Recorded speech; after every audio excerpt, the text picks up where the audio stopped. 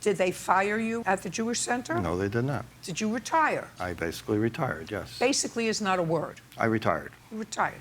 And someone else took your place? Somebody else took my place. I was recommending that Bernard took his place. Well, somebody else took your place? Yes. And why is it that you retired? I'm 66 years old.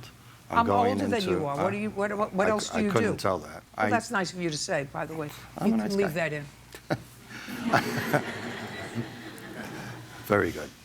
I got involved in another sport, working with the Sephardic Center. The main reason I retired from there, or stopped assigning there, is they were very slow in paying over the years. Just a second. Yes. So the main reason you stopped working with this particular Sephardic group was because they were slow in paying. Very slow in paying.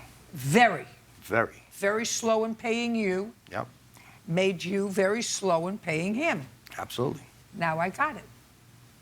When you left this group that you were working with, and you went to work immediately for another group. Well, I assigned a lot of leagues. Doesn't matter. You didn't retire. You just went elsewhere, which is an honest answer. Yeah.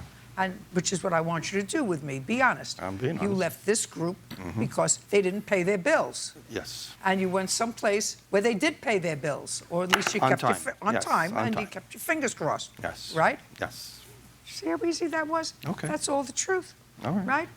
It's all the truth.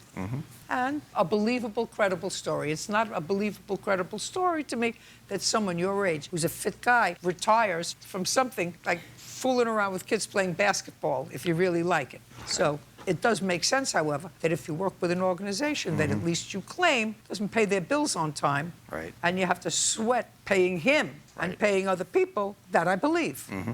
So what you're saying to me is you have no records with you to support that every time he and or somebody who worked for him as a referee who was part of this, what do they call it, AAAO? IAABO. IAABO. You have no records to support that for all those times that's listed there that they were paid. I had records. Once I was finished paying everybody, I don't need the records anymore. Why not? Why would I need records? Well, the IRS says you need records for 7 years. I can tell you that I have little business. I have kitchen cabinets full of envelopes that say, to be filed. They go back to 1995. They're actually designed to torture my children at the time of my demise. They're going to have to go through each of those clear plastic envelopes and see if maybe I left a check there or two, or a will that they hadn't heard about, or something. Right? So I keep them. And this says that this wasn't so long ago. You know, we're talking not so long ago. No, we're 6, talking 8 months ago. I would have kept the records, and certainly the group that you worked for would have kept records as to how much they paid you. Well, I have checks from them. That I kept. I kept checks that they paid me. That they paid you? Yes, I do have checks that they paid me. Well, then maybe they paid you when you didn't pay him. That's possible. That's possible.